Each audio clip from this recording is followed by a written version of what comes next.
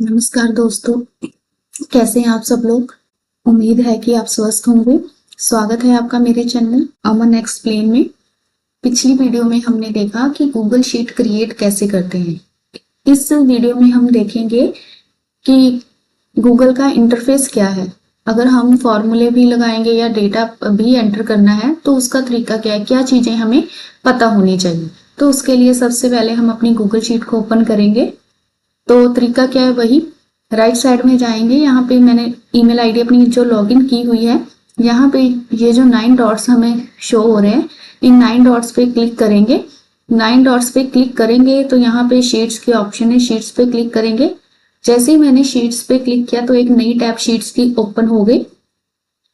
तो आपको पता है अगर नई शीट क्रिएट करनी है तो ये प्लस साइन पे क्लिक करेंगे और नई शीट क्रिएट कर लेंगे। पर आज मैंने नई शीट क्रिएट नहीं करनी, जो मैंने पहले शीट क्रिएट की थी स्टूडेंट डिटेल, मैं उसी शीट को ओपन करूंगी और उसी में हम आगे सीखेंगे। तो उसके लिए क्या किया मैंने, ये जो हमें शीट्स की ऑप्शन नजर आ रही है, जो हमने पहले से शीट क्रिएट की हुई है, उसमें से मैं स्टूडेंट डिटेल वाली शीट को ओपन करूंगी।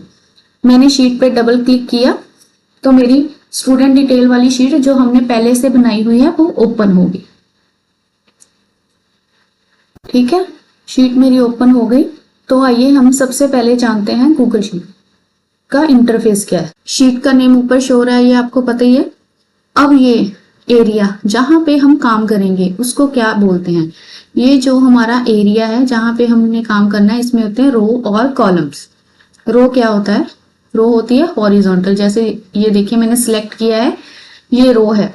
रो के ना नंबर होते हैं, जैसे 1 नंबर रो, 2 नंबर रो, 3, 4, 5 ऐसे। ठीक है, इसको हॉरिजॉन्टल में जो सिलेक्ट है, हॉरिजॉन्टल में रो होती है। रो में हम एक ही पर्सन का डेटा फिल करते हैं, ठीक है, जिसको हम रिकॉर्ड बोलते हैं। ये हमारी रो है, रो का नंबर होता है 1, 2, 3, 4। वर्टिकल में होते हैं कॉलम। जैसे देखिए मैंने सिलेक्ट किया, मैंने ए पे क्लिक किया तो ए कॉलम सिलेक्ट है। कॉलम का जो एड्रेस होता है, कॉलम का जो हेडर होता है वो टेक्स्ट में होता है। जैसे ये क्या header, A column, B column, C column. ठीक है, वर्टिकल में कॉलम होते हैं, हॉरिजॉन्टल में रो। और ये सारे जो छोटे छोटे बॉक्स आपको नजर आ रहे हैं, इन बॉक्सेस को हम बोलते हैं सेल। ये सारे सेल होते हैं जहां पे हम अपना डेटा टाइप करते हैं। जैसे मैंने यहाँ पे क्लिक किया, क्लिक करने के बाद बाकी और जहां पे मैंने क्लिक किया उस सेल में फर्क क्या है, जहां पे मैंने क्लिक किया है उसका जो बॉर्डर है ना ब्लू कलर का आ रहा है, ब्लू कलर का बॉर्डर आ रहा है। इसका मतलब ये है कि ये एक्टिव सेल है।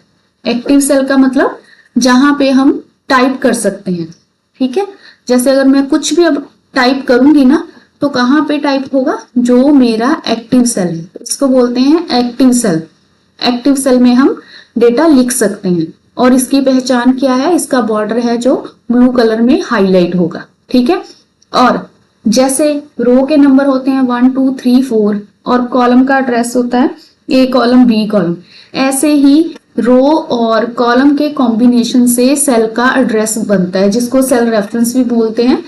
ये हमें कैसे पता चलेगा, जैसे हाईलाइट हो रहा है ई कॉलम और रो नंबर हाईलाइट हो रही है 6, तो इसका एड्रेस क्या है E6, जो कि यहाँ पे लेफ्ट साइड में टॉप साइड में यहाँ पे शो हो रहा है E6 एड्रेस बार में। इसका जैसे भी किसी भी एक्टिव सेल पे का एड्रेस आपने देखना हो, जैसे मैंने यहाँ पे क्लिक किया तो एड्रेस देखिए अपने आप आपको पता चल जाएगा। इसका एड्रेस क्या है G8, D14।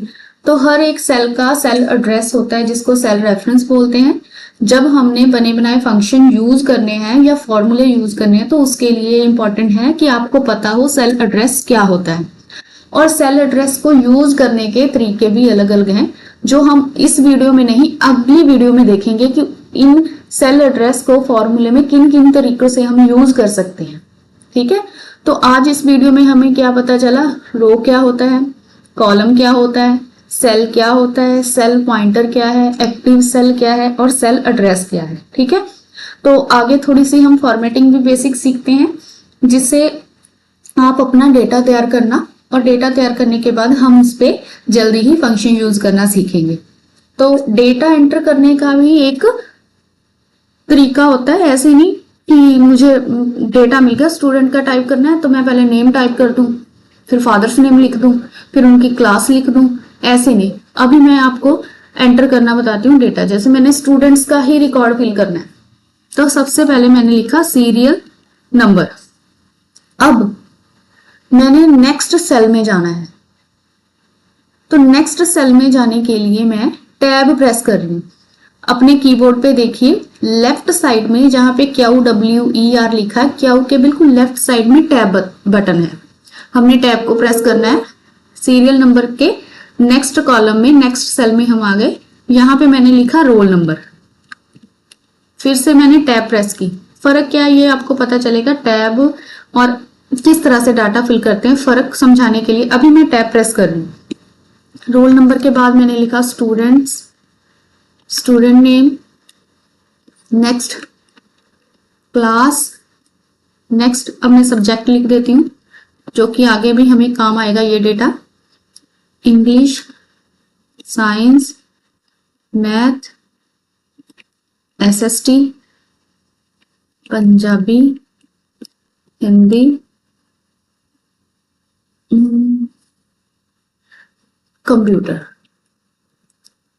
मैंने सब्जेक्ट ले लिया। अब मेरी हेडर रो तैयार होगी, मैंने एंटर प्रेस करना है। जैसे मैंने एंटर प्रेस किया तो आप देखिए जो मेरा सेल पॉइंटर है वो उसके कंप्यूटर के नेक्स्ट नीचे वाले सेल में नहीं आया, वो नेक्स्ट रो के फर्स्ट सेल में आया है।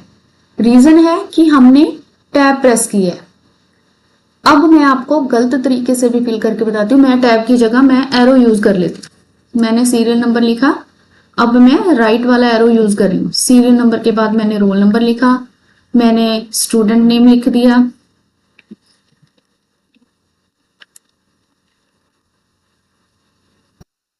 अब मैंने इसकी क्लास लिख दी, ऐसे मैं मार्क्स लिख दूंगी।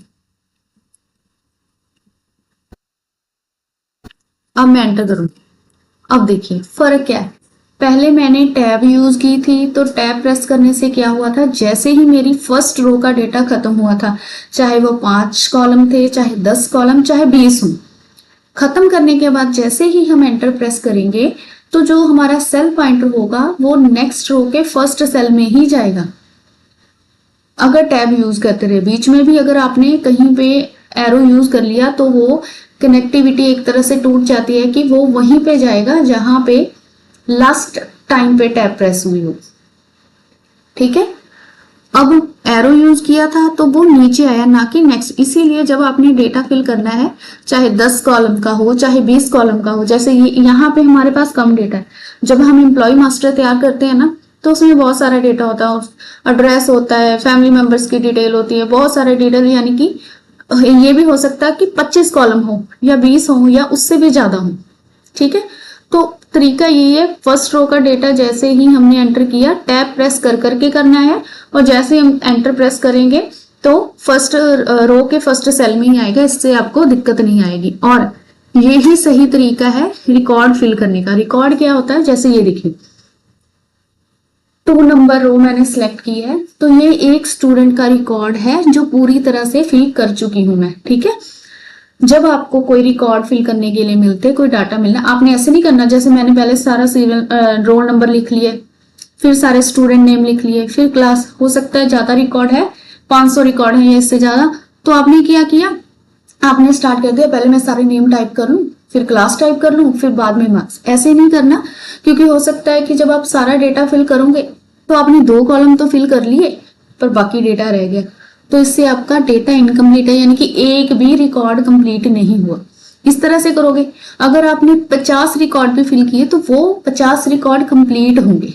ठीक है, तो ये तरीका है डाटा एंटर करने का। तो मैंने अभी एक ही रो बनाई है, आपने क्या करना है, स्टूडेंट डिटेल्स के कम से कम ऐसे ही 10 रिकॉर्ड तैयार करने हैं।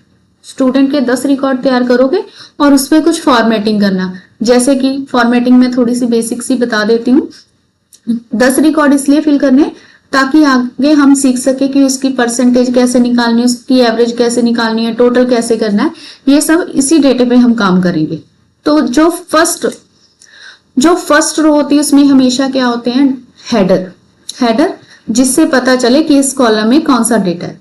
तो हेडर को मैंने सिलेक्ट कैसे करना है, मैं शिफ्ट और एरो यूज कर रही हूँ।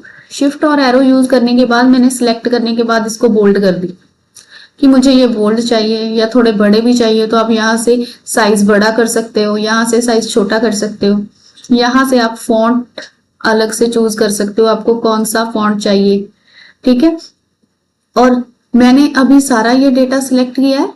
सारा डेटा सिलेक्ट करने के बाद आप यहाँ से बॉर्डर लगा सकते हो। आपको जैसे आप प्रिंट निकालेंगे तो ये बॉक्सेस नहीं शो होंगे प्रिंट में। अगर आपको बॉक्सेस में डेटा चाहिए तो आपको बॉर्डर लगाना पड़ेगा। जैसे मैंने इस पे बॉर्डर लगा दिया। उसके बाद ये अलाइनमेंट है। आप क्या करना कि ये जो टूल है आप खुद यूज करके देखना कि किसका क्या काम है। जैसे ये अलाइनमेंट है, अलाइनमेंट की टेक्स्ट कहाँ से बराबर हो, तो लेफ्ट सेलेक्ट करूंगी लेफ्ट, अगर मैं राइट सेलेक्ट करूंगी तो राइट से, अगर मैं सेंटर सेलेक्ट करूंगी तो सेंटर से। और ये भी अलाइनमेंट है कि सेल में जो डेटा है, मैं थोड़े से सेल का साइज ना बड़ा करती हूँ ताकि आपको समझ में आए। मैंने क्या किया, दोनों रो सिलेक्ट की और साइज बड़ा करने के लिए क्या किया, ये जो साइन आ रहा है ना चेंज होने के बाद, इसको पकड़ के थोड़ा सा नीचे कर दिया, सेल का साइज बड़ा हो गया। आप रो का साइज ऐसे, कॉलम का साइज बस ऐसे ही बड़ा छोटा कर सकते हो। ठीक है, आप करके देखना, जितना ट्राई करके देखेंगे आपको उतनी ही समझ आएगी। अब ये भी अलाइनमेंट है। जैसे ये अलाइनमेंट थी, इसमें क्या था, left side, right side, centre, और इसमें क्या होगा आप चेक करना क्या फर्क पड़ रहा है। टॉप पे चला गया, सेल के बिल्कुल सेंटर में आ गया, वर्टिकली, यानी कि इसको वर्टिकली अलाइनमेंट बोल सकते हैं, और ये बिल्कुल बॉटम पे चला गया, यानी कि ये जो है ये हॉरिजॉन्टली अलाइनमेंट है और ये है वर्टिकली अलाइनमेंट। ठीक है, उसके बाद टेक्स्ट रैपिंग, ये सब कुछ चीजें हैं जो आप यूज करके देखना, और कम से कम 10 रिकॉर्ड तैयार करना स्टूडेंट के। नेक्स्ट वीडियो में हम देखेंगे कि टोटल कैसे करते हैं, एवरेज कैसे निकालते हैं, या आपको पता है कि आपके मार्क्स अगर 400 हैं 600 में से, तो आपकी कितनी परसेंटेज बनी, या किसी ने आपसे पूछ लिया कि इतने नंबर है इसकी परसेंटेज बताना। सिर्फ स्टूडेंट्स के मार्क्स में नहीं, ये सेल में कहीं पे भी यूज हो सकता है जब हमने किसी चीज की परसेंटेज निकालनी हो। जैसे मेरी परचेज इतनी हुई है, मेरी सेल इतनी हुई है, मुझे परसेंटेज इसकी निकाल के दो, तो वो सारा काम इसमें आप कर सकोगे। ठीक है, तो नेक्स्ट वीडियो में मिलेंगे तो सीखेंगे हम कि कैलकुलेशन कैसे करते हैं। अगर आपको ये मेरी वीडियो अच्छी लगी हो तो प्लीज मेरे चैनल को सब्सक्राइब कीजिए, वीडियो को लाइक कीजिए, शेयर कीजिए, कोई डाउट हो तो प्लीज कमेंट जरूर कीजिए, बेल आइकन पे प्रेस कर देना ताकि आपको नोटिफिकेशन आ जाए कि कब मैंने वीडियो अपलोड की है। ठीक है, और नेक्स्ट मिलते हैं नेक्स्ट वीडियो में। Bye, thank you for watching.